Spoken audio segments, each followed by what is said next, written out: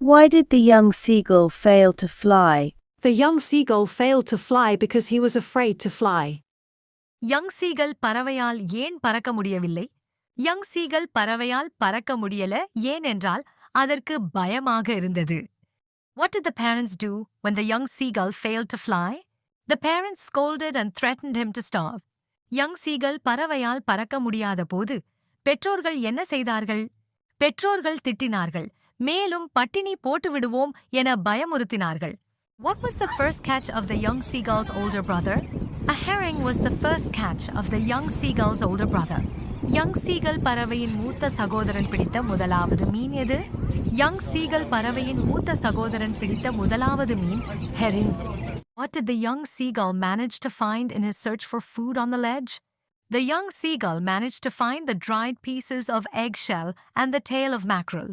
Young seagull பறவை உணவை தேடியபோது என்ன கிடைத்தது? யங் சீகல் பறவை உணவை தேடியபோது காய்ந்த முட்டை ஓடுகளும் காய்ந்த மேக்கரல் மீனின் வால் பகுதியும் கிடைத்தது. What made the young seagull go mad? Hunger and the sight of the food made the young seagull go mad. Young seagull பறவையை பைத்தியமடையச் செய்தது எது? பசியும் மீன் துண்டை பார்த்ததும் யங் சீகல் பறவையை பைத்தியம் பிடிக்கச் செய்தது. Why did the young bird utter a joyful scream? The young bird uttered a joyful scream because his mother was coming near with a piece of fish. இளம் பறவை ஏன் சந்தோஷமாக அலறியது? இளம் பறவை சந்தோஷமாக அலறியது ஏனெனில் அதன் அம்மா ஒரு மீன் துண்டோடு அதன் அருகில் வந்தது. How did the bird feel when it started flying for the first time? The bird was joyous and kept soaring higher. முதலாக பறக்கும்போது அவன் எவ்வாறு உணர்ந்தான்?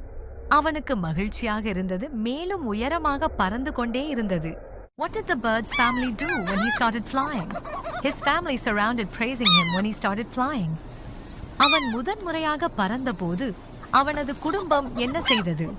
அவன் பறந்தபோது குடும்பம் அவனை சுற்றி சூழ்ந்து வந்து பாராட்டினார்கள். What prompted the young seagull to fly finally? He was hunger.